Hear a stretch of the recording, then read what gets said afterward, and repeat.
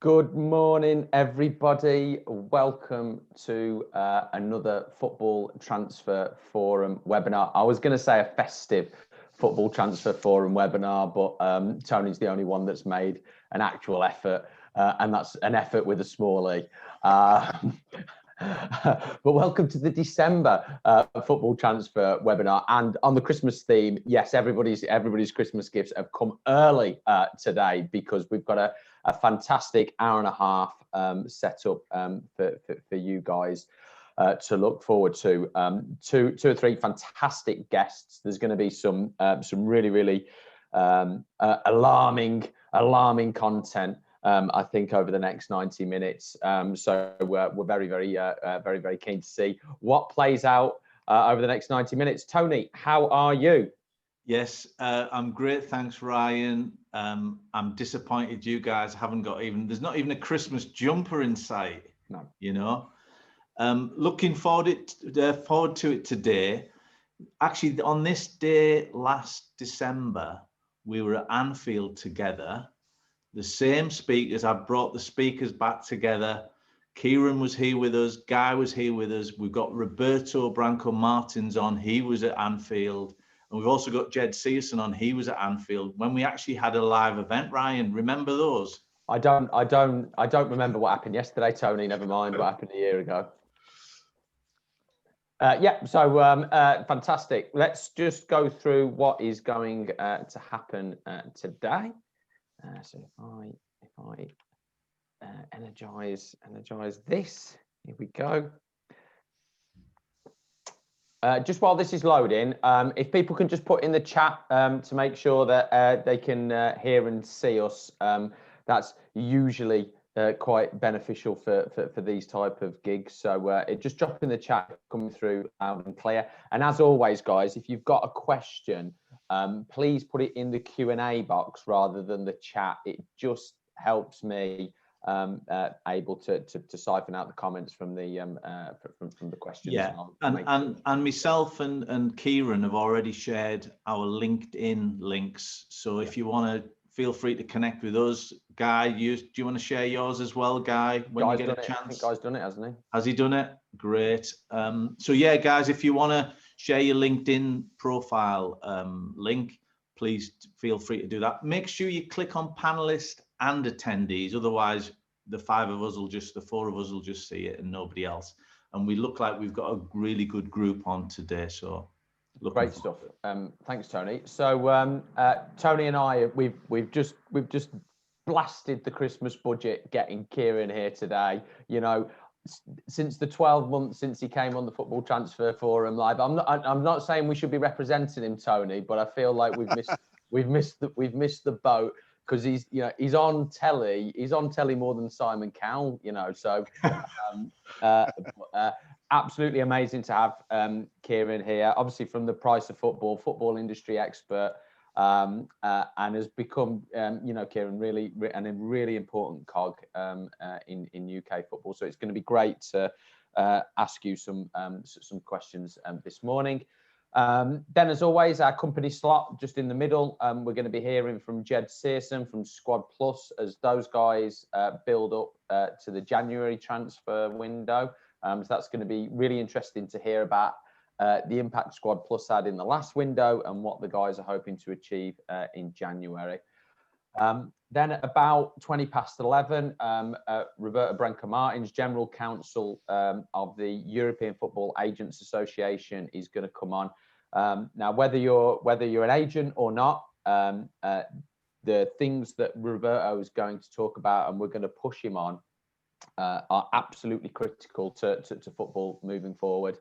It's the European Football Agents Association that are the independent body that are in dialogue, are in negotiation with FIFA, negotiating on behalf of agents what the new version of agent regulations is going to look like.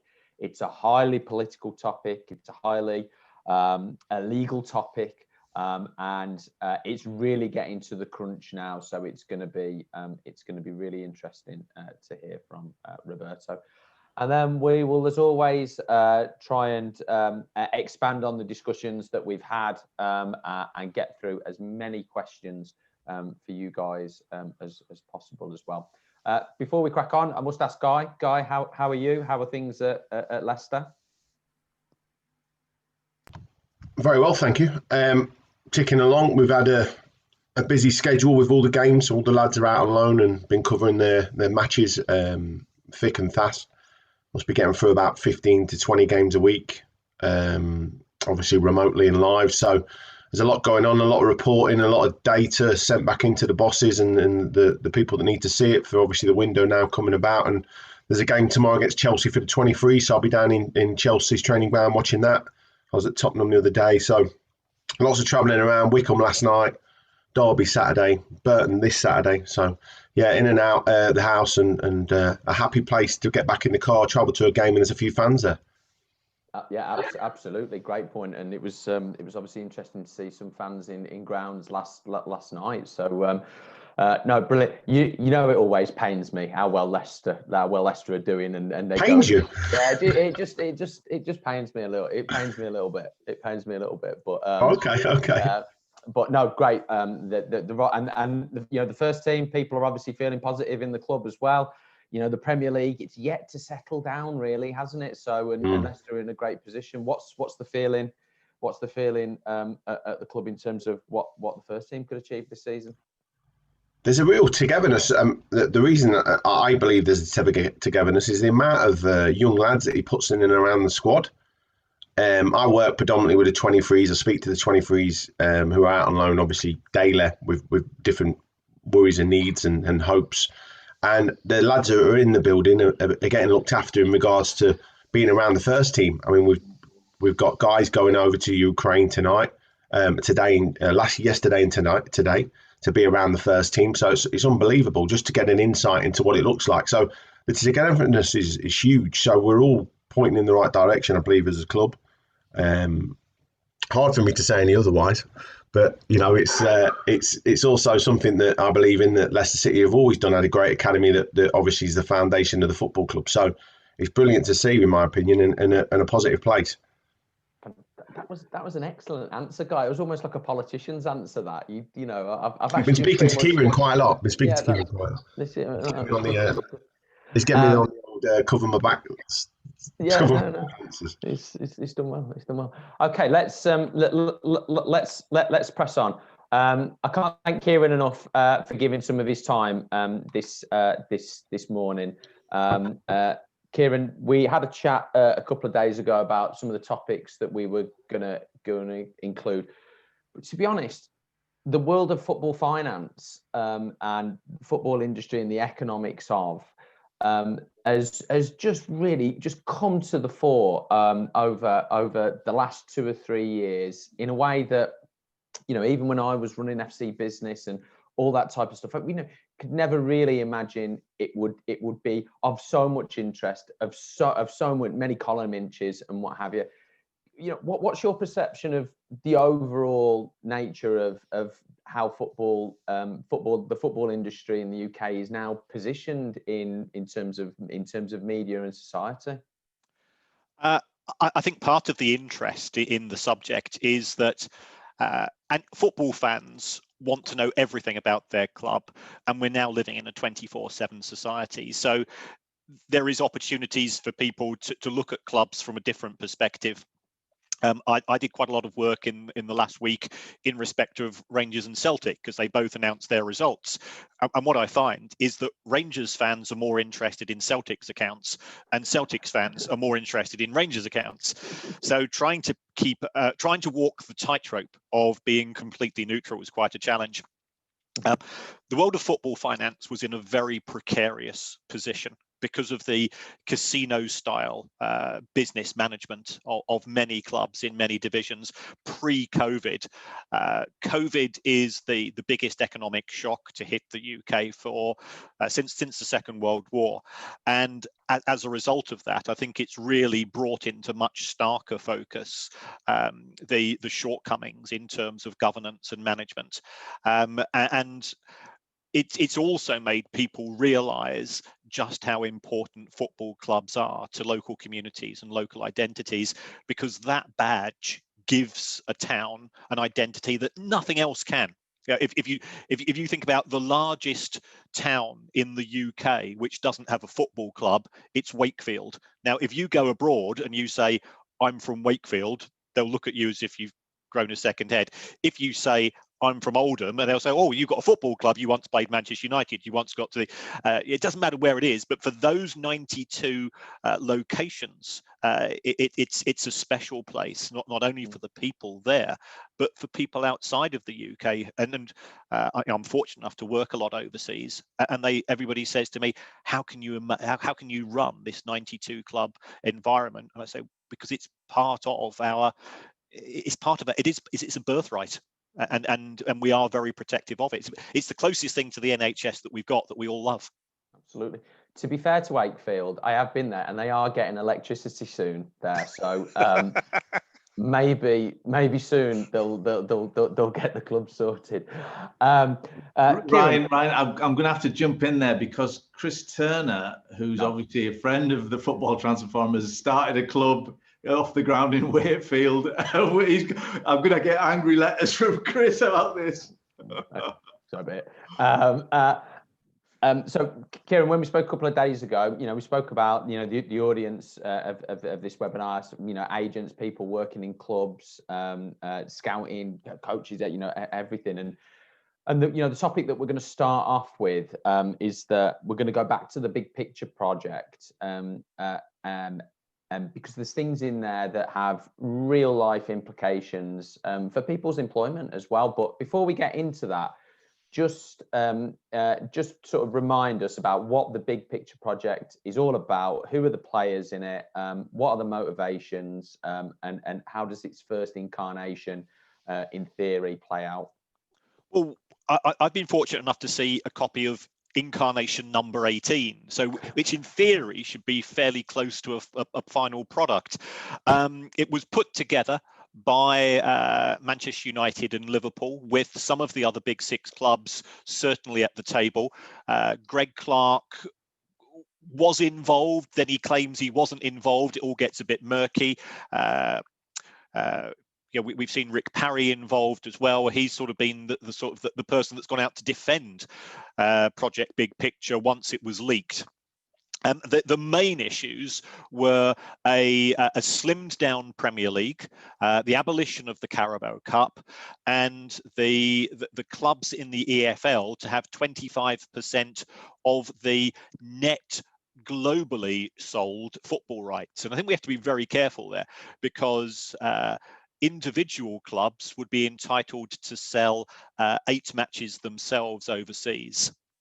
But I think the most controversial thing was that the power in terms of decision making in what we presently have with the Premier League is, and this was part of the original sort of the Magna Carta of the Premier League when it started in 1992. At present, you have to have a 2/3 majority of clubs voting. So 14 clubs out of 20 have to vote for change. Under the new rules, 9 clubs would be given enhanced voting rights, and only 6 of those would be required, and I think we know which 6 we are talking about, to have a fundamental change in things such as the distribution of monies. And that's quite important for clubs in the EFL, because if those 6 clubs to say, well, we're making so much money from selling 8 of our own sets of rights a season, why not sell them all, and why not sell them in the UK? So 25% of nothing is nothing. I think there's also, for those people that are involved with clubs in Leagues 1 and League 2, was a suggestion that those clubs would be no longer required to have academies. So that would have huge implications for employment in the lower clubs. And whilst B teams were not explicitly mentioned, clubs could have up to 4 of their players at any one club in the EFL. And I think the total number of players on loan would have been very high indeed. So the incentive to have academies was reduced, and also part of the fees that the EFL clubs would receive would replace EPPP. So if you've got a promising 12-year-old under the present EPP rules, you don't get a lot of money, but you do get some. Under the new rules, if you've got a promising 12-year-old, Manchester United can come along and say, oh, he looks good, we'll take him, and that's being paid for out of your share of the TV rights. So the incentive to have academies would be very much diminished, and I think that would have huge implications on a local level, because if you are Exeter, if you are Carlisle, if you are Scunthorpe, where you're away from some of the main centres, these academies are fantastic, not only for giving kids a bit of opportunity and hope, but also to again enhance that local brand which the badge gives to the local town or city. Yeah, I mean, we spoke about it. There's almost a moral obligation for clubs to offer that pathway for the local kid from Wolverhampton to go from under nines to the first team. But we've already seen the erosion of that anyway, haven't we? Brentford, Huddersfield, it was going anyway.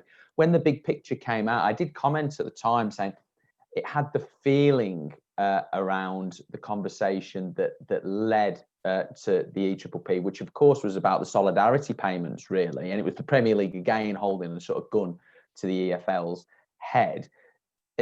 Where's the wriggle room here for the EFL? Because we know the finances of those clubs are in a perilous position. What's your gut feeling in terms of what will happen? Will the financial severity of COVID force the big picture through in some version? If you're a drowning man and somebody offers to throw you a life belt, and they say at the same time, oh, by the way, I'm taking your house keys and your car keys, you'll take it, because the alternative is drowning, and that's what we have here. Those who are cheerleading Project Big Picture say it's great because it's a £250 million bailout and it doesn't involve debt. But when you actually read the small print, the £250 million is an advance of future TV revenues. So you'll get money now, but you won't get money in the future. So it's doing, it's just kicking a problem down the road. So, if the Premier League had any sense, it would say, well, we're prepared to match that. We're prepared to give you an advance of future monies. There's certainly issues in terms of should there be a larger proportion of money going to clubs in the EFL? I'm in favour of that. I take the view that parachute payments are too high. Those who say that they should be abolished are ignoring the fact that parachute payments are really good for the Premier League. And the reason for that is if you are in January and you're 17th or 18th in the Premier League, your centre forward does his cruciate, or you signed him 18 months ago and frankly he's crap, you want to go out into the market. Now, if you're an agent and a Premier League club comes to you and says, right, well, we can offer him 50 grand a week. We're presently 18th in the Premier League. We're 3 points adrift, but we want to put a relegation clause into his contract that if we go down, as we're not going to get parachute payments, we're going to have to reduce his pay by 90%. Who's going to sign up for a deal of that nature? So it reduces the competitiveness of the Premier League, which is one of the things which makes it so good as a vehicle. So I can understand the point of view of EFL club owners. I don't think many of them have looked at the detail. I mean, I have spoken to some of them myself, and we've gone through it line by line. And they said, "Oh, we didn't realise that. Oh, we didn't realise that the Premier League can set the wage limits, the wage ceiling in the Championship. We didn't realise that they were entitled to sell their own rights, and they can increase the sale of their own rights." But there at present, there is overwhelming support for Project Big Picture in the EFL because they see it as free money. And my experience, and I'm sure we get these phone calls and emails coming from mysterious sources. If something looks too good to be true, it's not true. You've got to take a look at the small print. We've just seen in the last week the likes of Rob Lee and Warren Barton in terms of their pensions. They were offered pension returns which looked absolutely fantastic. What exactly were they offered? This was in teak hardwood sales. Now, if it's my pension, I would not be putting it into something which involves the sale of sideboards ultimately and wood. But the players were sold a dream, and now that they've suffered as a consequence. Kieran, you were speaking in government this week to the DCMS committee. What do you get the feeling is from their perspective about it? Clearly, no MP wants to see their club go under on their watch. Generally, there's a bit of a feeling in government, a feeling I'm very uncomfortable with about the fact that they might need to start to regulate football in a bit of a bigger fashion. Where does the big picture fit into government's thinking? Big picture doesn't, because it doesn't address the core issues of governance within the game. The government does not want to be seen to be financially supporting professional football, because as we've seen comments from the chair of DCMS and others, it will point to the level of remuneration within the Premier League. It has been I think Julian Knight has said on more than one occasion, how can the Premier League afford to pay £1,200 million? And to which my reply was, if the Premier League is paying £1,200 million, that means clubs are receiving £1,200 million elsewhere within football. And we've seen the likes of Eze going from Brentford to Palace, so QPR to Palace. We've seen Brentford sell Ollie Watkins. We've seen Norwich and Bournemouth sell their players. So there is a redistribution of money from the EFL to the Premier League. It's not even, we all know that, but it does taking place. But the focus, as far as the politicians are concerned, is we cannot sell this to voters. And if you take a look at the level of remuneration, certainly within the Championship, it's pretty high, and we all know who the biggest payers are in terms of those clubs that have just been relegated and so on. So it's an impossible sell if you are a politician. Now, I've got no sympathy for the world of politics, but at the same time, I think we have to be realistic. The positives is that Oliver Dowden, who is the sports minister, has said no club will go to the wall as a result of HMRC prosecutions, i.e. if somebody is going to destroy a football club, we're going to let it be somebody else rather than us. Yeah, okay. So that's good news for Southend fans, I guess, who are obviously seem to be in court on a regular basis. Kieran, before we move on to the next topic, I just want to come back to the EPPP stuff, because I think that's really pertinent to the people tuning in today. So, from the people that you've spoken to, and from the people I've spoken to at clubs as well, the big emotive feeling really comes around some of the real sort of big issues towards the top of what the Premier League and those top six will be able to do and achieve. Where do you think the appetite for effectively the removal of EPPP and potentially subsequently club academies is in the list of important things that big picture represents? So the people that you're speaking to, the club owners, and are they bothered by it? Or as I say, we've seen an erosion of club academies anyway. I think it very much varies according to the nature of the owner. Those owners who see themselves as custodians rather than owners, who want to leave a legacy of a club which still has the opportunity to grow and for people to represent it from the local area, they are very opposed to these proposals. I think some other owners see academies as a pain in the backside, because you are sifting for gold, and given the state of the markets at present, they say, well, let's recruit players on Bosman. So half the clubs in Leagues 1 and 2 didn't pay a transfer fee. All the players that they've recruited in the case of the last 2 years, as far as their accounts are concerned, have been on free transfers. And I suspect summer 2020, that half is probably more like 3/4. So they take the view that if they recruit a manager who's got a good little black book and they've got a couple of scouts, then why incur costs themselves? Because it could be that 3 years out of 4 the academy is losing money, but on that final year out of 4 you've discovered a new Ollie Watkins, you've got a new Jamie Vardy, and things of that nature, which can completely reverse things. So there are mixed feelings. What we've seen at Brentford and Huddersfield, I think, is slightly unique because Brentford is in a big catchment area for young players. And what are they doing? They're a safety net for players who are being discarded by other clubs in London.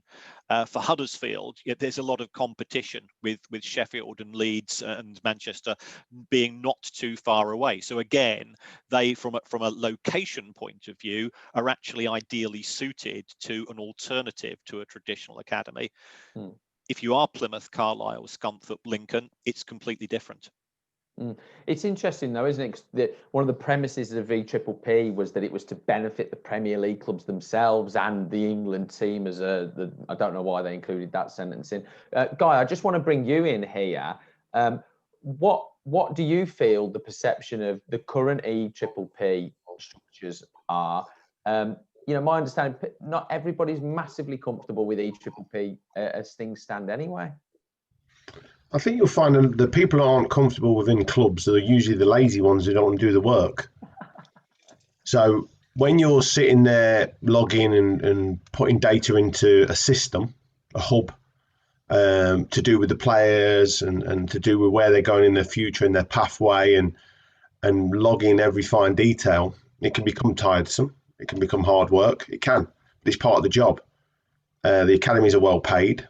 They're well paid because they've done the training and they deserve the money. But there is an element where I can see their points of view from time to time, because it does take you away from the pitch, does take you away from the players.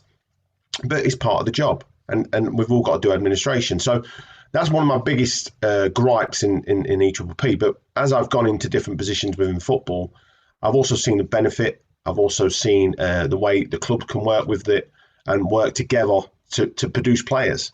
So now I'm working, obviously, the position I'm in. I'm seeing a massive benefit of VPPP. I'm seeing a huge impetus of education, learning to work with it. And also the players, you're taking kids off real tough areas, giving them education from 6, 7, 8, 9 years of age, making better people, regardless of becoming footballers, making better people, coming through discipline structure, and letting them leave, say, 12, 13, 14, with a great exit strategy that EPPP are trying to implement all the time. And yes, one's going to slip through the net, which is always going to be reported. But what happens to the rest of them that have now had that education, that great upbringing? And I'm a big believer of academies like you guys. I think they're great for the community. Leicester's obviously a massive one for it anyway. But every club I've always gone into, I've always seen a real reason to keep an academy on. I'm not a big fan of B-sides. I'm not a big fan of, the big brother taking control of everything. And that's my stance on EPPP. I think it's got its place. Tweak it, don't get me wrong, but it's definitely got a place. Thank you, Guy. Tony, did you want to make a quick comment?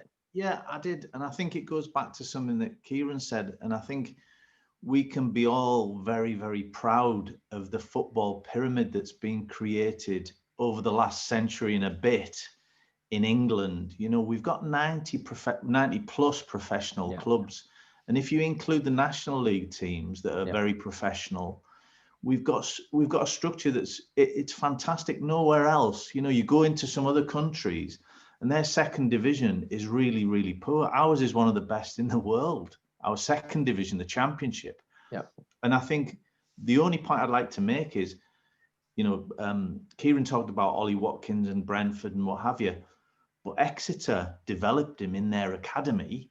They played him on the pitch as a young winger, as it was, and they received a big fee this summer as a sell-on. So that is working for some clubs, and that's there's no better advert than Exeter for developing players in a sort of a cut-off part of the country. There's not a lot of competition around there, I would imagine, as compared to London, and they've produced some really, really good players.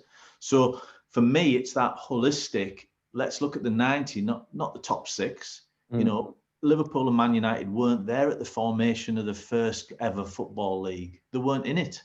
So to come along at this point in time and sort of say, right, we want to sort of govern it, it's totally against what I believe in. Guy, did you just want to come back quickly there? I've worked at Exeter, so to jump in what Tony says, it's a phenomenal academy, a great catchment area, real I would say ex-footballer and a teacher going through the years of the kids that's obviously in the academy.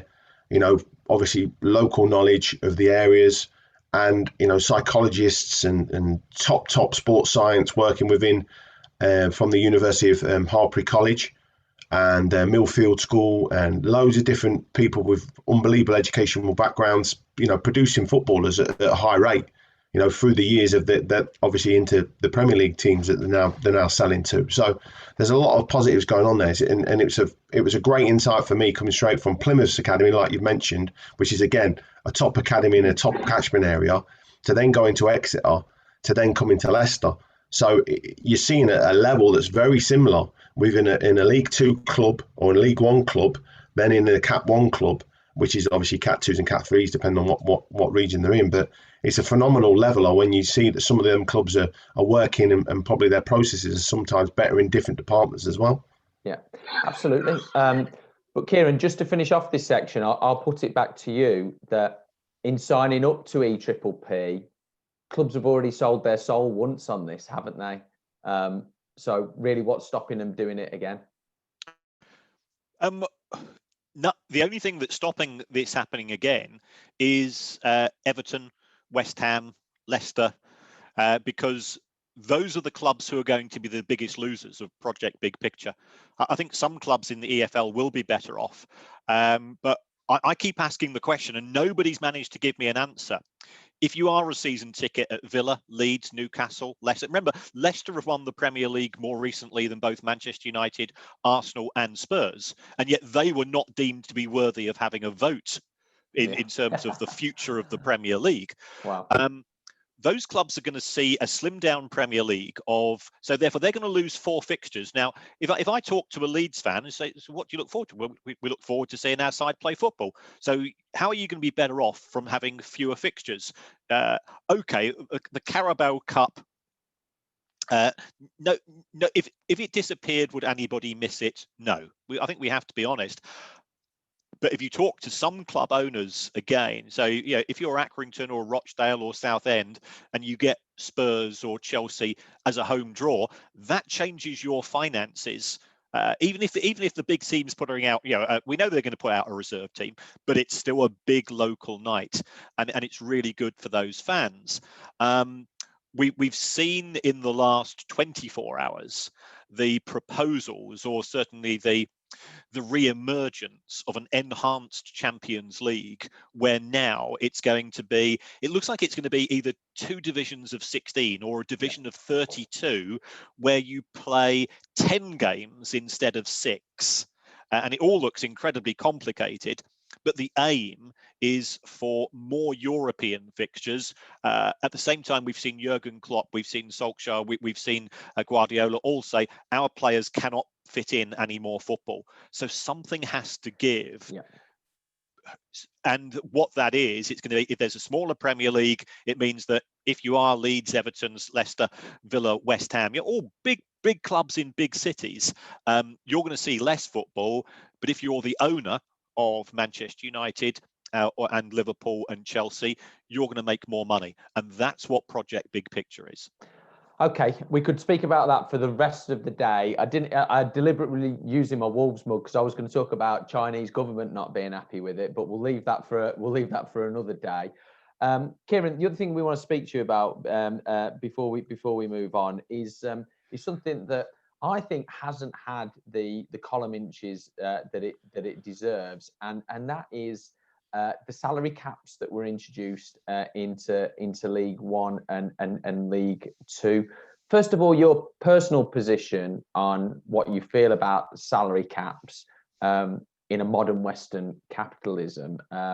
And secondly, really what you think the impact of that is going to be. But before you answer, we're going to just share very briefly, because I know Kieran's going to anchor this into his answer. We're just going to share a sort of interactive graph that Kieran has produced, which hopefully everybody can see that. Kieran, just explain what this graph shows. I took a look at the total wages played within the championship. I think you need to press start on it. I was just setting it up. Here we go. And what I've done, because I'm for people that don't know me, I'm just a teacher with a big calculator. So I decided to take a look at the sides who had paid the most wages within the championship, because there was around about £3.5 billion in total. And what we are seeing is an acceleration of wages, and that acceleration has been tied into EPPP, because it gave clubs a guaranteed proportion of new Premier League TV deals. But as you can see here, it's actually very competitive as far as wages are concerned. You know, we've got a number of those clubs that have been in the championship for most of the decade. So the championship for me is the most exciting division in European football, because there's the greatest amount of uncertainty. It's slightly unusual this year that the three sides who have come down, who are now pretty close to the top, because normally, we see the likes of Hull, Borough, Sunderland, and others drop out. But in terms of the impact on wages, what wages in the championship are reasonably democratic, unlike the Premier League, where it's very much tiered towards whether or not you've got European competition. Once you drop into Leagues 1 and 2, again, what we will see is more equality, more democratization of wages. So Kieran, just before we get into League 1, League 2, I just really want to just sort of pick the fact that, within that list there, and we can presume these clubs are still paying really, really competitive wages. Derby, Forest, Birmingham, Sheffield Wednesday, all at risk of relegation this season from the Championship into League 1. Explain to the viewers what relegation into League 1 salary cap actually looks like for Championship clubs. Right. What we have in League 1, apologies for the dog in the background. What we have in League 1 is a squad salary cap. So it's not and that squad salary cap is £2.5 million. Now, if you've got under 21 players, they won't their salaries won't necessarily count. So I think what we could see is a significant shift in the makeup of squads in Leagues 1 and 2.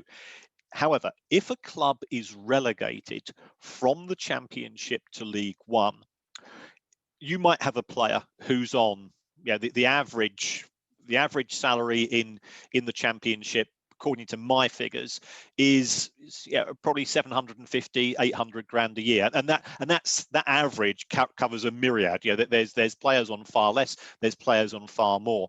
That would allow you 3 to 4 players in League 1. So clearly that wouldn't work. So what the proposal is that if a club is relegated from the Championship to League 1, we ignore his actual wage, and you replace it for that player with the average salary for a player in League 1. So that's going to be around about £2.5 grand a week. So if you're on 20 grand a week, for the rules purposes, that will be ignored, and you'll be deemed to be receiving £2.5 grand a week. When that contract expires, you've got a problem, because you've got a player who's used to a good salary, and what you will then have to do is to negotiate down rapidly. So for clubs who are being relegated, they've really got to get their act together. And you can see clubs perhaps, and perhaps from your point of view, if you're negotiating on behalf of a player, it's actually more beneficial to have a long contract than a lucrative contract, because if you are playing for one of those clubs, if you are at Derby, for example, if you signed a 4-year contract at the start of 2020, even if Derby do go down, and getting back up isn't easy, just ask Sunderland fans. That if you're on a 4-year contract, you've got protection for the remaining life of your contract. I think the other thing that we're going to see is we all know that players are in their peak in terms of earnings probably in the 27 to 30 year period. A lot of those players whose contracts expire, who are already in League One and League Two, I think they are going to take the biggest financial hits, because club owners, chairmen, chief executives are going to turn around and say, we'd love to pay you more, but you've been now in League One for a couple of seasons. We've got to bring you down to the cap level. But Kieran, we know, I totally agree, it's difficult to get out of League One, but does this sort of double infringement almost, that these championship clubs being able to keep highly paid players at the same times that clubs that maybe, like Sunderland, that have got the capability fiscally to pay more but can't, surely we're going to see a situation where the teams coming down from the championships are going to have a disproportionate advantage to get promoted over the existing League One clubs? They do so in theory, and that's actually partly due to the fact that under the present distribution of TV money, 80% goes to clubs in the Championship, 12% into League One, and 8% to League Two. So in terms of revenue generation, they already have an advantage. But remember, Sunderland have had 2 years of parachute payments from the Premier League, and they still failed to get back. So yes, they will have an advantage in theory. The problem is that playing football in League One is significantly different from the Championship. It's a different style of football. And if those players have also been recruited originally from the Premier League, where if you move from a 38-game season to a 46-game season, that Saturday-Tuesday isn't necessarily good for some players, but it's better for others, depending upon their skill set, their ability to recover, and so on. So you can end up with scenarios such as Jack Rodwell, who was in League One with a Premier League contract with no relegation clause. The player isn't incentivized to play because he's not popular, because the club's trying to get him out. The club doesn't want him to play because he's got a contractual appearance bonus, and that appearance bonus is just for playing. It's not for playing in League One. It was designed for the Premier League. So it can make things really awkward, where you have got deals which are structured towards incentivizing the players to play. Kieran, as a final question, brief answer, please. Does the big picture and the money that would bring into the EFL, would that see the end of salary caps in League One and Two? No. And in fact, one of the things it does say is that the Premier League would choose a salary cap for the Championship. Wow. Tony, it's the end of capitalism. It's a slow walk towards a world that we don't want to live in. Kieran, thank you so much for your time. Please stick around, because there's loads of questions we want to get to you a little bit later on. But I've overrun a little bit, so I'm going to move on sharply, and we're going to speak now to Ged Searson from Squad Plus. Ged, are you there? I'm here, Ryan. Can you hear me? I can hear you. How are you? I'm not too bad. I've been enjoying the morning so far. Some good discussions on now. Good stuff. Good Are you stuff. going to put your camera on? And Guy Branson. Ged, are we going to see you this morning? Are we going to? Let me see if I can get it on now. Let me see. There you go. There you go. Perfect. No Christmas theme as well, Ged. Good. You got them. Well, I'm gone for the Listen, I know we're overrunning, but he's come for me there, right? And he comes on this show with his hair and his beard like that. Who is who is he? I just I've What got is hair. this? That's what happens, you see. When you've still got it, you've got to make the most of it, because it may not be. Good man, good man, good man. Ged, let's push on. I know you're going to share your screen as well, Tony, and make sure we can Ged can share his screen. And we're really interested to hear about, one, how Squad Plus went in the last window. Two, looking forward to what you guys are going to be doing in January, and of course all the changes and the adaptations and things that you've added to the product. So I'll hand over to you, Ged. Yeah, can you see the screen there now? Is it on there? Yeah. Brilliant. Yeah, Squad Plus was it was something that went really, really well. It was something it was something brand new, started a new idea, a new concept. I know if the guys here are not familiar with what Squad Plus is. Squad Plus was a tool that we created really. It was something from what I did from my scouting workshops, and it was something to aid agents in the transfer window, and it was just basically to give them a head start and bit of homework done for them, where we actually went through, used the system I did when I worked for professional clubs I worked for. I worked in the Premier League at West Ham as a recruitment scout. I was a chief scout in the Football League, and just used a tool that we used for clubs, but try to put a spin on it for agents. And it was just basically to map the squads of all the clubs in the Football League. Initially, it was the idea from Premier League and Championship, and to give this information to agents, and also eventually with clubs as well, of what areas clubs would be looking for in the next window. And we was putting the information together to create that sort of background work has already been done for agents, and it just sort of spiraled out of control. And I know, talking to you guys, initially it was the idea it was a Premier League and the Championship. The next one it was League One, League Two, then it was a Scottish Premier, and then it was the National League, and it got larger and larger and larger. And we had a lot of interest from agents. Excellent. Agents were using this information, and we had 33 clubs using information as well. So brilliant. It done really, really well, Ryan. Excellent. So I'm thinking, just as we kind of like move through the slides then and what have you, in terms of what's the plan really, I guess, for January and September? Is there new leagues coming online? Yeah, I mean, at the moment, there's the 6 leagues we use at the moment. So we've got Premier League, Championship, League One, League Two, Scottish Premier, and the National League. That was the leagues that we covered in details. At every single club, we had their the current squad. We obviously would show the information. That's what the squads actually look like. So that's, if you haven't seen Squad Plus before, it's over a couple of pages. Every team we go through slight detail on every position covered, contract lengths and so on, but also we have heat maps of areas that the teams are going to be looking to strengthen and so on. But then, as I said, obviously as things have just got bigger and bigger, we've now got 3 other leagues now starting this window as well now. So the League of Ireland has just been completed, which I know is a big league. I mean, Tony, I know you follow the Irish League, doesn't you?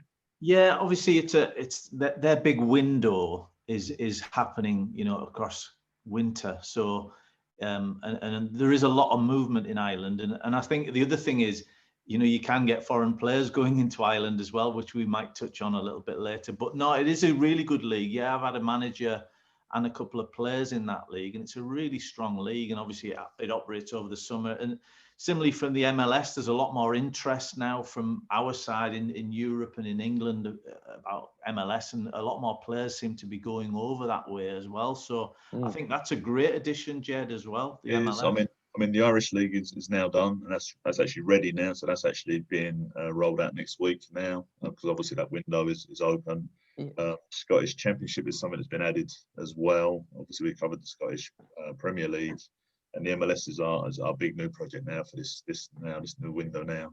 And those are the leagues that we're going to be covering this winter.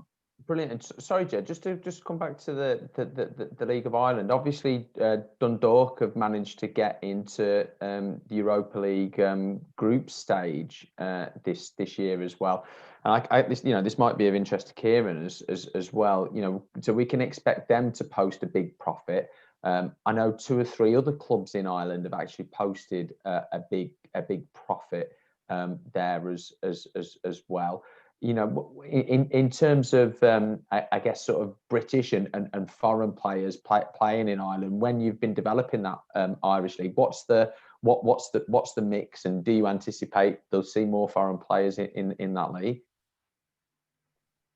I thought you was asking Kieran that one then. No, yourself. It's obviously now the budgets. I mean, obviously, Guy will know a little bit about this as well. Obviously, with clubs' budgets getting into Europe as well, how things just go massive, it can change completely. Yeah. Obviously with Dundalk now every year, I've won the league for a number of years. Now getting to that group stage, there's an awful lot of more finance comes in. I mean, every round of it, obviously, I know every match is worth, what is it now? What's the figure now? About £500,000? Is it something like that now? Massive amount of money, yeah. So, I mean, I know even the early qualifying rounds, even the qualifying rounds are worth, I think it's 330,000 per game to get through those ones there. So that's a large budget, and that league will filter through to the rest of the teams in the league. So they're definitely going to be, that league's going to get far stronger again with that kind of investment. Tony, would you agree with that, Tony? Yeah, absolutely. It is a really good league. We've had Cork City went down, but they were bought by the owners of Preston, and there's some people looking to buy clubs in that league just because of the European competition, and it's a good standard. So yeah, absolutely agree. Ged, what about summer? I mean, we talked about the big 5 leagues, didn't we, going into Europe? Yeah, I mean, obviously that is what we created last summer has gone down so well. We're talking about this year, obviously bringing the French market, Spanish market. Obviously the German league now is already in place and getting ready to be put together now. We've got some other leagues in Eastern Europe as well, Russia, Poland, the Ukraine are coming on board as well. So we're looking for now for next summer now really to have all major leagues covered, and some sort of what we'd say second tier leagues as well. Coming on board as well. So it's just something that's going to be very, very big for agents in the UK, but also agents overseas as well. And with the MLS one as well, that completely opens up to a huge market from South America and from Europe. Ged, I know you've been working with a lot of aspiring young people trying to get into the game as well as part of this project, which I think you deserve a lot of applause for. Just talk to us about the process, the length of time that it takes to go through club by club. It's the detail we put into it. As I said, it was an animal that just started as something small and just got larger and larger and just grew over time as well. And literally, we said we go through. I mean, we did for the 91 clubs when we started here with the Football League. We went through every single club, every single player, just to ensure those details are correct. He's left-footed, he's right-footed. Which positions does he actually play in? And we all know this. Sometimes we're told a player plays in a certain position, but actually he doesn't play in that position. He's actually now moved to a new position, or they've changed the style of play. So we kept on top of that. So we know the balance of these squads properly. We know, we go through the details. If we couldn't find the contract lengths of players, we delved deeper. We found the information. We spoke to clubs. We spoke to agents. We spoke to players. And got those details right. So we know the squads, we know what they're going to look like in the window, we know who's going to be potentially going to be leaving and staying, even with the actual match stats as well. We can sum the balance of the squad, and we will know what players clubs are looking for. And I said it kind of, I had a discussion with Tony before in the end, and we used to highlight this even on LinkedIn and so on, and it actually got a bit boring for us because we was actually getting it right. I think there was one post, I was doing a post about Bristol Rovers just signed a centre-back, saying they need 3 centre-backs. And in the middle of the post, they signed another one. So it was actually, like, as it was happening, we was actually up to date with it. But I know clubs are using it. I mean, I know Guy's been using this information last summer as well.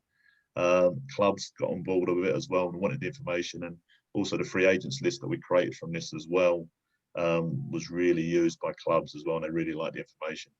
Excellent. So Ged, in terms of people that are hearing about Squad Plus for the first time, where do they go to? You can visit the website. We've got further details on the website there. So it's squadplusfootballintel.com.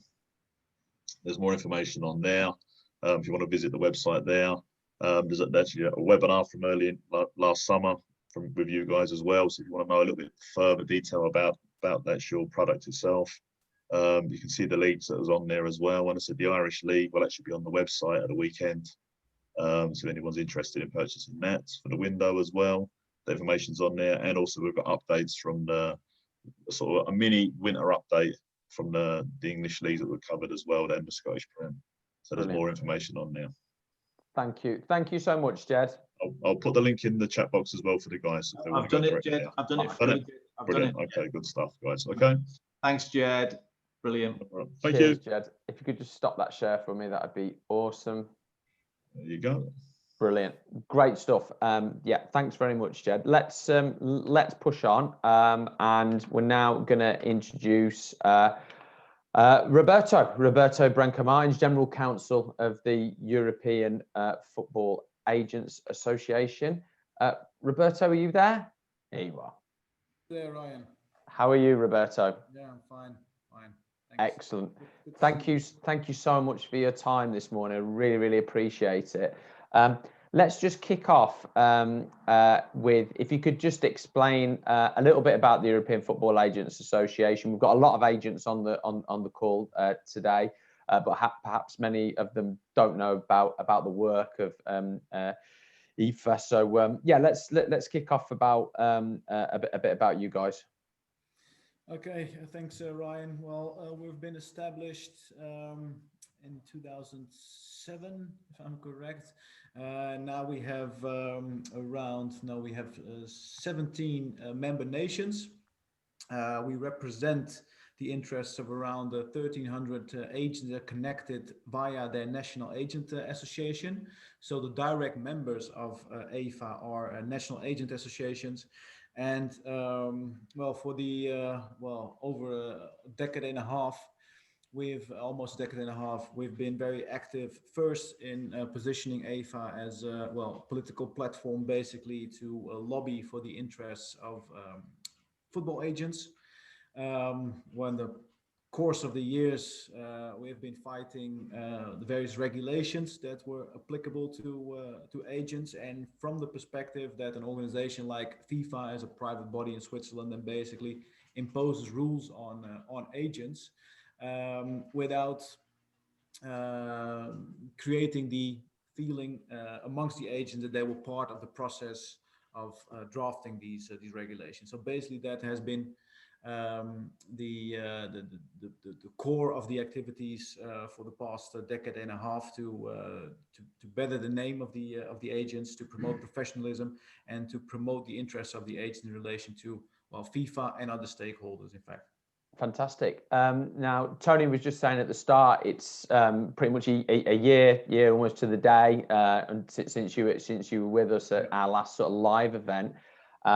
And it was really interesting to hear you speak that day about all the potential changes that were coming from FIFA onto agents. So my first question to you is what has actually happened and changed since we saw you a year ago, and where are things now in terms of the negotiations between yourself and FIFA in terms of what is going to happen with agent regulations? Yeah. Okay. Well, Ryan, I need to mention a couple of things before I go into detail. First, there has been approach to FIFA from FIFA to us, but also other agent representative bodies, because in the course of that year, what happened is that you see some other agent organizations also pop up that have different objectives, but I think we all share one objective, and that's to defend the interests of the agents. So that's been a good development. And you see also some overlapping memberships. So I believe that it indicates that the agents now more than ever have woken up and realized that they have to at least stand together and create a collective voice. Well, not only against FIFA, because I'm not here to bash FIFA. I think they're doing a good job, and that they have to also maneuver within a world where there are so many interests, and that obviously try to create rules and regulations that also meet the majority of their objectives. And it's difficult to maneuver in that sense, I would have to say. So it's not totally against FIFA. Let's put that straight. So that's one thing that has happened. The second thing is that I also still want to stress that the official perspective of EFA and also of other organizations is that there has been a lack of consultation of agents from the side of FIFA to come to the draft regulations that are now on the table. It's EFA's view that that needs to be stressed, because whenever new regulations will actually come into force, well, it also depends on how you're going to approach those regulations. If you have the feeling that you've been involved in the consultation process, or if you have not been a part of such a process.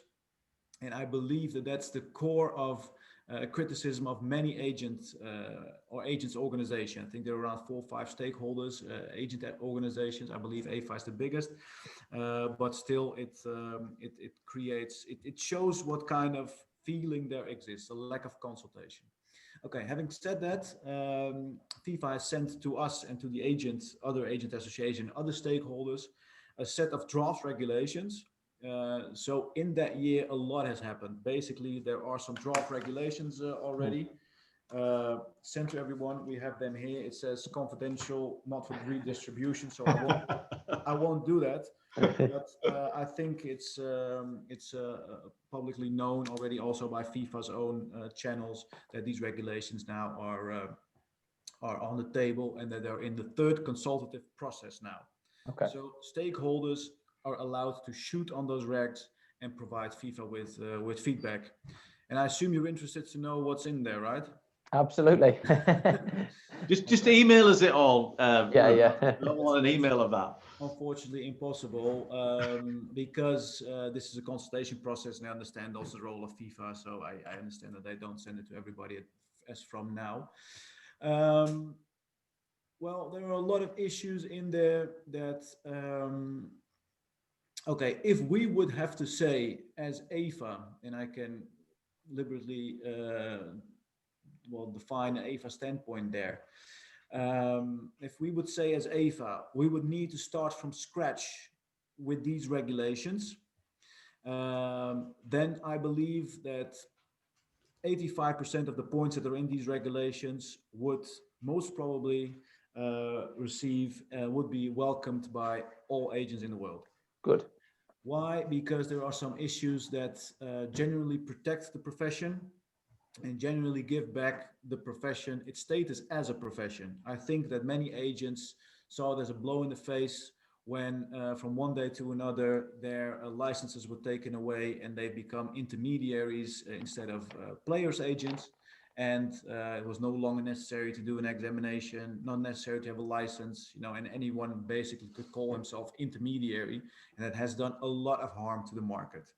So I believe that if something like that needs to be fought, then this is the way FIFA has done it properly, by reintroducing a licensing system, by reintroducing examination to come to such a license, by introducing continuous professional development, making it compulsory for agents to follow a course once a year, by respecting the fact that the agents that had a license prior to 2015 do not need to take a re-examination, but just need to follow those CPD issues.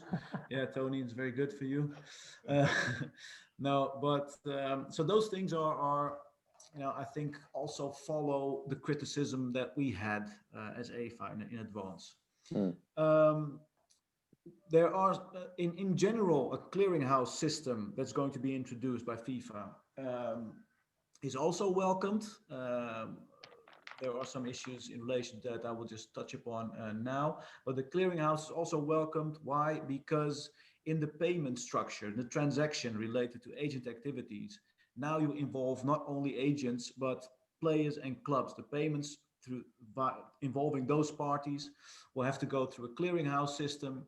And if I bluntly defend the interests of the agents, and I'm a lawyer as well, the majority, far majority of the cases that we are defending agents in is not respecting the commission payments, from club side in the majority of situations. So if you... Sorry, Roberto, just on that point, in one central clearing house for global transfers, or would it be administered on individual associations? If I'm correct, FIFA will develop for international transfers and international clearing house. Wow. Yeah, and that's a very ambitious plan. And basically, It's also in the regulations that it's not done yet, but they're working on it.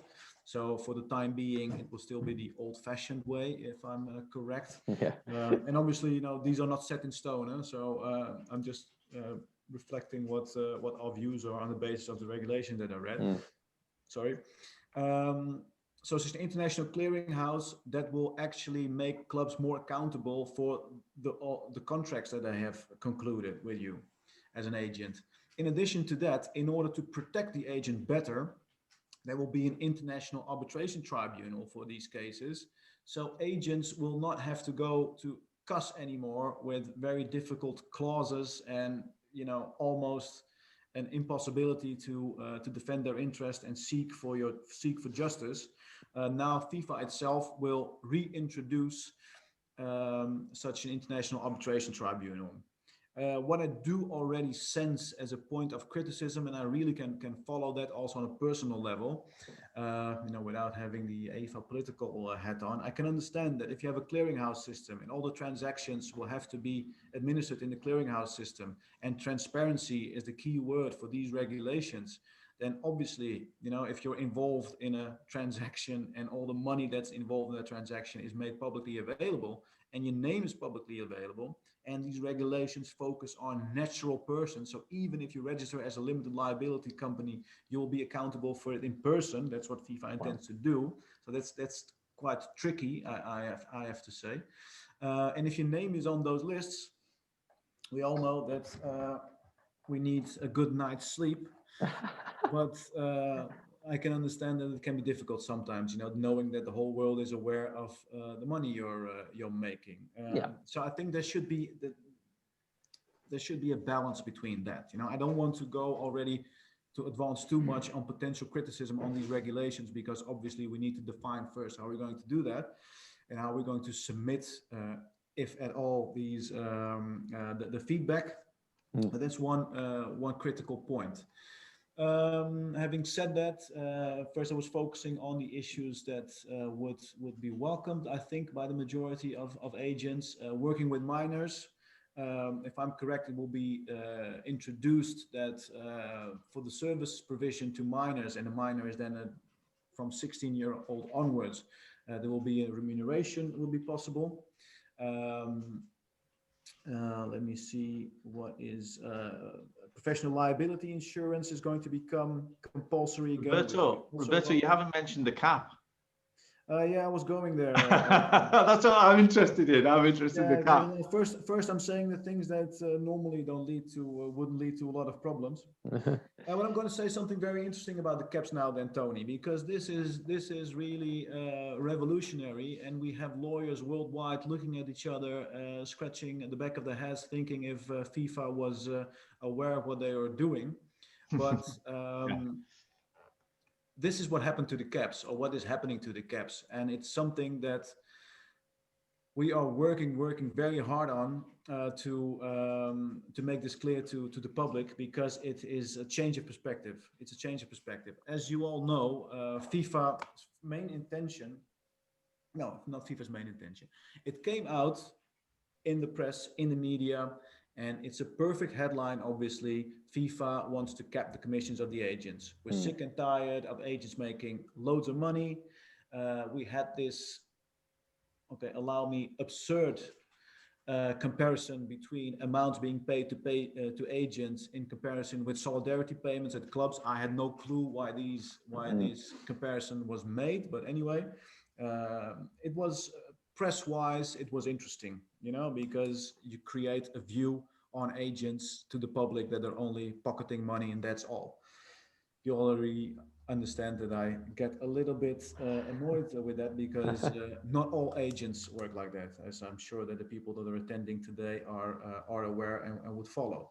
So the initial idea in the press was that caps were on commissions and there was a limitation of what agents could earn. However, if we look at the approach in the regulations, and I think that's a very interesting perspective, the approach is now that there are various ways, FIFA will introduce various ways, or intends to introduce various ways that an agent can be remunerated. And this is something that was already possible, but for the first time, this is being acknowledged in regulations. Mind you, draft regulations. I'm not sure if this would eventually go to be the final system. And I'm also, I have to be careful. I can't, first of all, I don't think this is something that is confidential because it's already been mentioned in media, so I'm comfortable with that. But I have to be careful that I'm not going to put any judgment in that, and whatever I say now is of a personal opinion. Let's put it like that. I think it's interesting that it's now for the first time acknowledged that there are various methods in which an agent can be remunerated. And obviously that was already the case, because if you want, you can agree with your client, being it a club or a player, an hourly rate, for the activities that you carry out, a monthly rate. Although that's not very logical for the activities of an agent. I'm a lawyer, I'm working also on an hourly rate in the majority of cases. I know it's difficult if you have an ongoing case, with a client, going to write every hour down, and when are you working, when aren't you working, and is mentally being present with that player, does it also count as work? I know it's difficult. So, but it has been acknowledged now in the regulations, in the draft regulations. A fixed fee has also been acknowledged in the regulations. We also know that a lump sum fixed fee payment is also accepted. But the cap is only placed on the commission. So the draft regulations include the well-known figures, 3% if you work for the player, 3% if you work for a club, calculated on the basis of the gross salary of the player on a yearly basis. If you work on a dual rep for the acquiring club and the player, you can have a maximum of 6%.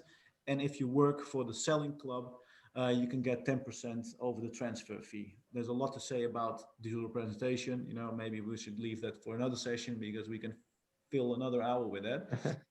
But basically, that's what's there now, not set in stone, but in the regulations. The cap is not connected to the fixed fees. So as an agent, you will still be able to invoice the amount that you deem reflects the services that you have carried out for a specific club. So as it becomes clear, what FIFA apparently wants to limit is the amount of speculation in the market. And I find that a very interesting approach. And I'm trying to get my head around it. And I understand it. I have two different approaches to that view. One that welcomes this, the other one that is relatively critical towards it. And again, let's stress that it could be a personal opinion, because we have not made a collective idea on this yet. But on the basis of the end of speculation or limitation of speculation, I can understand that if you agree on a fixed fee before you start working for a specific party, it takes away a little bit of the stress, on a specific case. Because if you have a commission, the speculation, you want to get as much as possible out of a deal, then it creates stress on the market. It affects contractual stability, and it affects the objectives that FIFA has with the transfer regulations. Again, if I look as a lawyer to the framework where FIFA bases its transfer regulations and agent regulations on, then I understand that this is where they come from. What I personally think about this, or what is an EFA collective view about this, I still need to get my head around it. But I understand that they shifted from the general public idea, FIFA is attacking agents and they want to kill all amounts going to agents, towards, okay, we want to end speculation. I think it's, legally a very interesting move. Can I still continue with this emotional monologue? Really, really interesting, Roberto, go for it. Okay, so but then obviously the question arises, and that's my criticism, is that, it is as if, and, allow me my wording, and I hope that you will understand the metaphor. It is as if Frankenstein is looking for a cure for his own disabilities, because speculation on the basis of the transfer fees, towards agents, is created in a market that lives on speculation. After the Bosman case, I think we acknowledged that the amount of damages to be paid for the preliminary breach of a contract by an individual, the player in this respect, and those damages being paid by the acquiring club now is based on speculation, because we have no clear amount that states this is the transfer fee, or this is the amount of damages. And we deliberately live in that system. If you look at the cost jurisprudence, the famous Webster case that followed, the Methuselah case that followed the Webster case, that basically just acknowledged that, okay, as a football world, we will just pretend that we have objective criteria to come to a certain amount. That's nonsense, What we want in the football world is for a club to be able to ask whatever they want in this market. So it's speculation of agents on the basis of speculation that already exists there.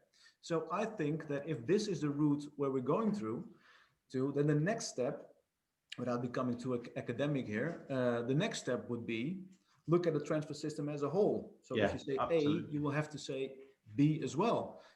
So next year, Ryan, you will ask, where are we now? And the intention is to have the implementation of agent regulations towards the end of 2021, if I'm correct, beginning of 2022.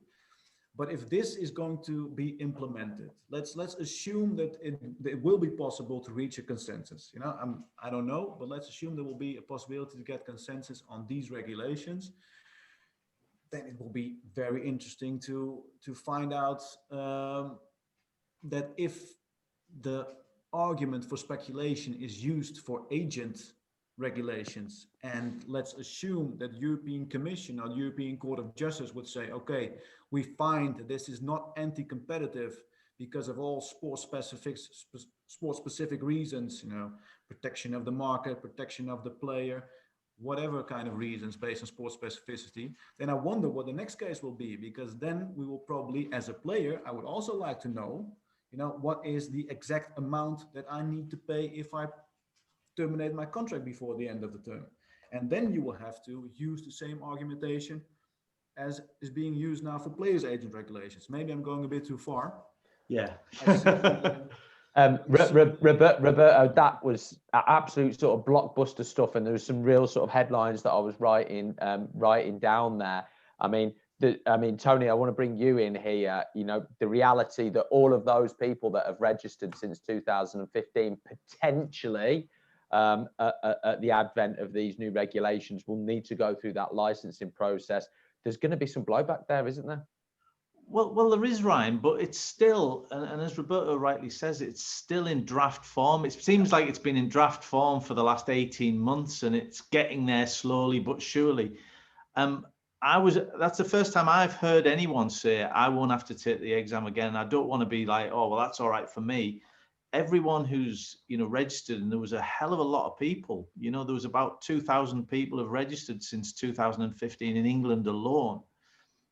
If they have to take the exam again and they don't pass, and they've got players that they're servicing, what happens then? Yeah. It's good. These aren't easy issues to deal with, and it's going to take a long time for everything to unwind, I think. Kieran, I'm keen to bring you in and to get your reaction to what you've heard there, especially on this notion of us moving away from a speculative market, which I think feeds back into the conversation we had in terms of salary caps and what have you. But more pertinently to Roberto's conversation, in the context of international transfers, through your work, some international clubs, whether it's people coming from certain parts of Africa or Asia, and I know you've had a lot of dealings with the clubs and people operating in Asia that have got involved in English clubs. What confidence do you have that whatever FIFA puts in place will remedy some of the systemic issues in those economies? Oh, can't hear you, Kieran.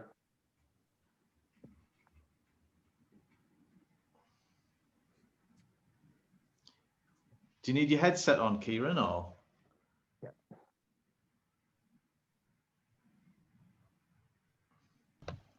We've only paid for an hour. Oh no, can't hear you, Kieran. Still can't hear you. I mean, oh, There you go. Yeah, am I hearing now? Yeah, go for it. Sorry Yeah. about that. That's right. It's a new set of headphones. I decided to splash out after 900 interviews so far this year. I think the challenge that FIFA has is that you've got local legislation, local culture, and it's trying to apply a universal set of rules, which could conflict with how things are done in individual countries. So the only way to really deal with that is to have a lowest common denominator approach, and therefore, if you set the bar very low, how is that actually going to assist all of the stakeholders involved? Roberto, do you think that's a sort of fair and sensible comment in terms of, you know, the whole reason for deregulation, you know, well, not the whole reason, but part of the reason was FIFA's real, you know, inability to police certain territories. Do they feel more equipped to be able to do that in 2021 or 22? Well, I do have to say that there's been a whole reform at FIFA. You see that they have handled loads of cases, you know, that were lying in the dispute resolution chambers. I think they're pretty up to date now. You see that there's a specific department on intermediaries issues now, headed by Luis Villas-Boas. Yeah, I'm confident that they will be able to carry this out. It's a lot of work, but I see the restructuring of FIFA, and you know, obviously they've been taking this quite seriously. You know, so I think one of the sorry, Roberto. No, that was it. I think one of the interesting points that is arising, and we had a question on the chat there, is about, you know, I have to register in England if I'm going to work in England. I've also got a registration in Norway from a historic deal I did in Norway.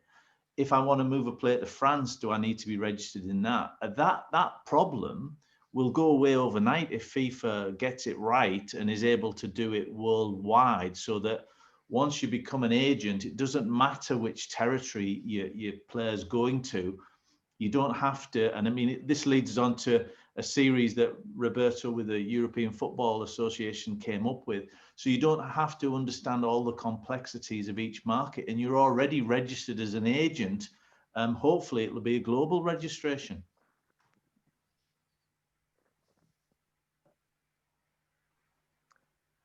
Will that be the case, Roberto? Will it be? Because again, just to add to Tony's point, you know, we've got maybe 2,500, 3,000 registered agents here in England. They're all paying a fee into the Football Association. It's quite a lot of money into, you know. That will disappear. So good point, Tony. I forgot to mention that, because there are many issues that are being proposed now. Yeah, so we will have this uniform system back again. There will be a uniform examination that will be carried out online, will be managed by the National Association, but you will receive a license that will be valid throughout the whole world. But you know, please keep in mind that these regulations, you know, the draft regulations, and I'm sure, and FIFA is aware of this, you know, I'm sure there will be a lot of criticism, and I'm sure there will be some lawyers also working against it, you know. So we're not sure how and when and in what form the definitive regulations will be taken, will be implemented, but for sure something will change. That's true. Okay. If anybody's got any questions for any of the panelists, just keep coming through on the Q&A, and I'll try and get through as many as I can now. Roberto, unsurprisingly, a lot of questions to you about people that are in the sort of process of taking exams in other territories at the moment, Italy, for example. In terms of the point of people doing that moving forward, I know it's a tough one for you to answer personally, but do you now expect less people to be registering in the current format and pretty much just waiting to see what happens in the time period to follow? Well, I'm not sure if less people are going to wait for registration now because it's relatively easy. You know, if you register in the country where you're domiciled, then at least you could call yourself an intermediary and be active. Yep. I do foresee that there will be a lot less football agents than there were intermediaries, because obviously this examination is a threshold to become to become an agent. You know, the intermediary is going to disappear. Football agent is going to be the new term. So I saw also a question about education. I know that FIFA will provide some courses, but this is the continual professional development course. But well, you guys are here with the transfer forum. You know, there are many courses that are created for educating agents. And allow me, Tony, together with the Football Transfer Forum, EFA organizes these doing business in seminars, and these are really very important to follow and register today, if you can. Yeah, I think Tony's just put a shout on there. Kieran, you'll know through your work, regardless of what the media's perception or public perception of agents is, internal to the industry, they're absolutely vital to the mechanism of the movement of human beings around. There's no appetite within clubs, is there, to stop those relationships? Not at all. I mean, I've spoken to chief executives of individual clubs, but also people who are responsible for individual football associations. They see the agent's role as much as a protective role in respect of looking after their clients, because the view that all clubs will be naturally looking after the interests of their players is simply not true.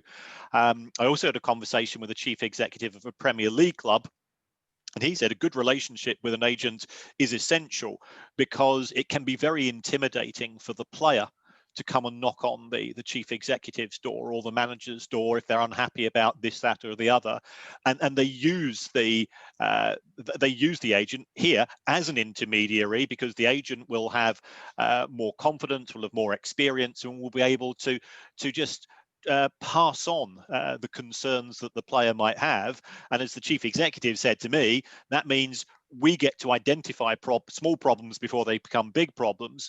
We can address them as we see fit, either through contract extensions or by meeting some of the broader concerns, because they're not all to do with money.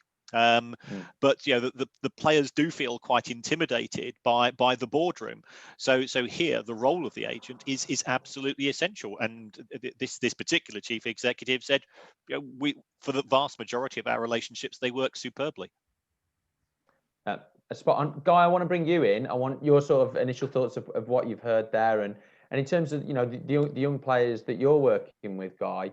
I imagine they're all top players at a club like Leicester. They've all got agents, and I'm presuming that that's a healthy relationship, and you as a club are supportive in that.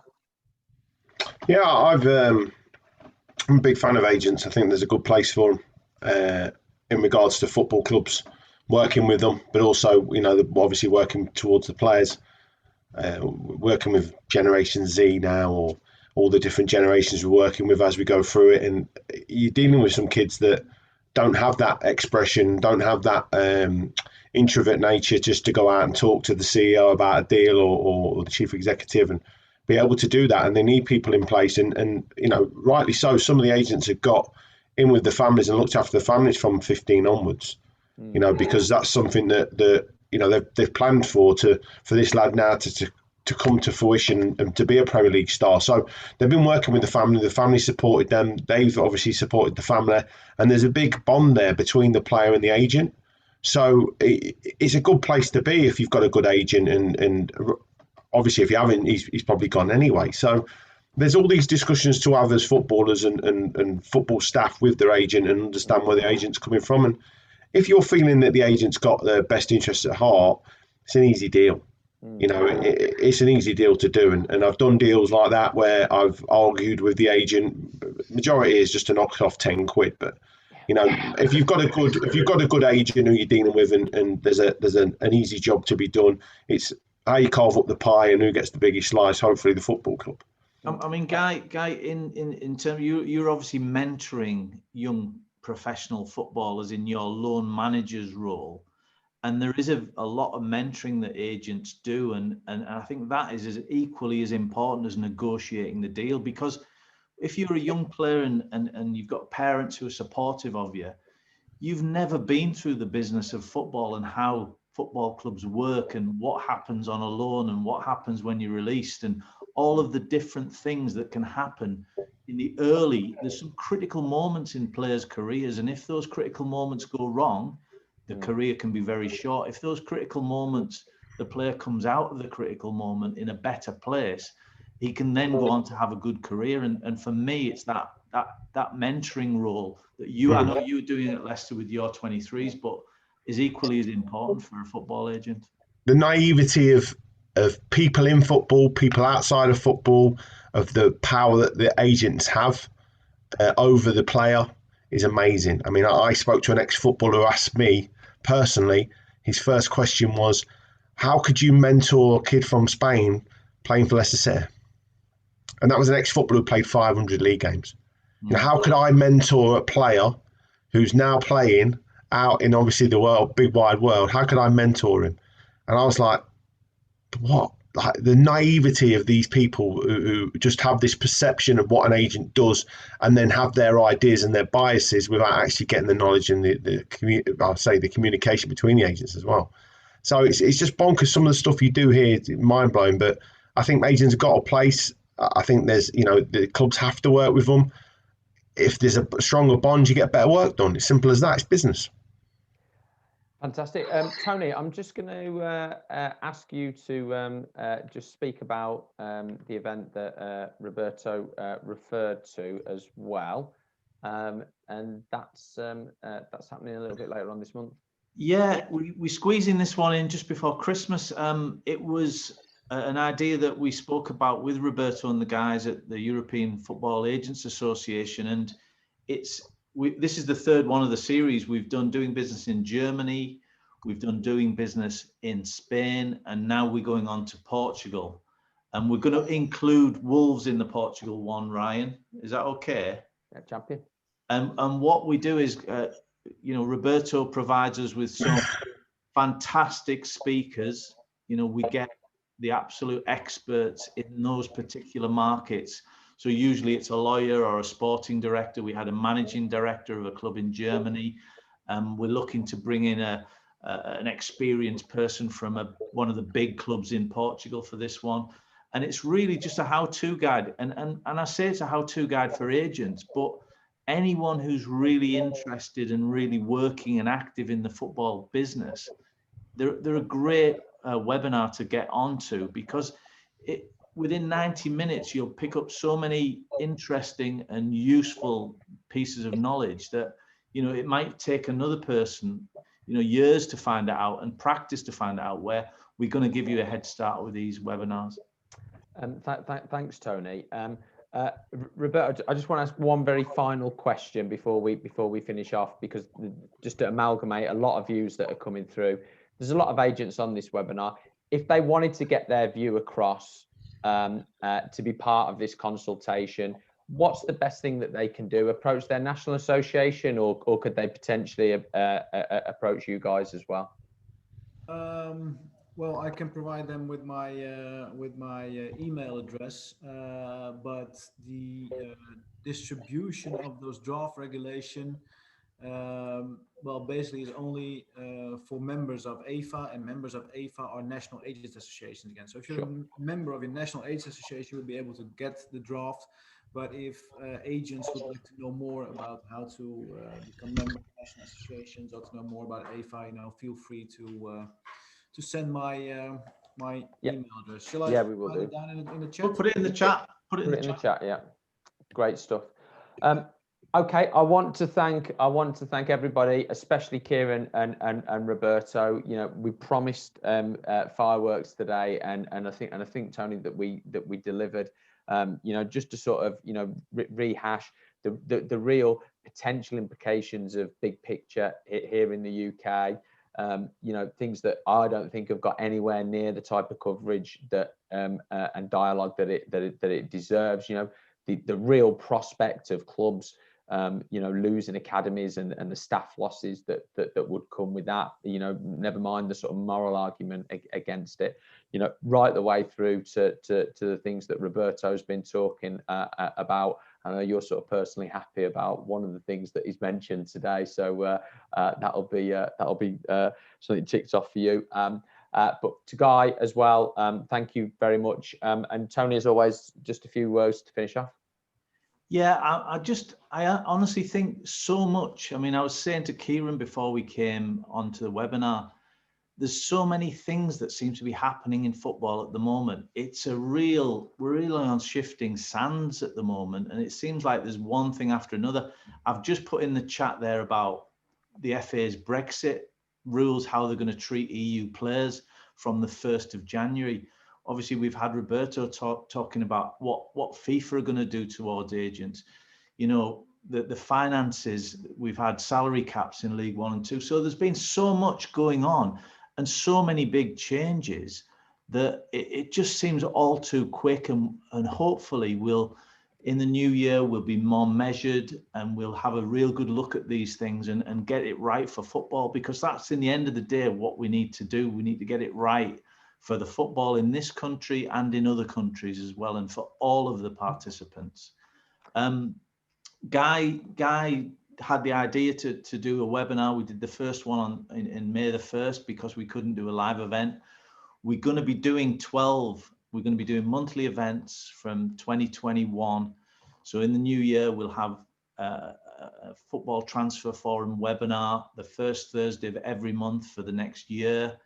I'm also hoping to put the live events back on, 2 live events before the transfer windows. So hopefully if we get some sort of normality, we can just roll on and keep doing the football transfer forum.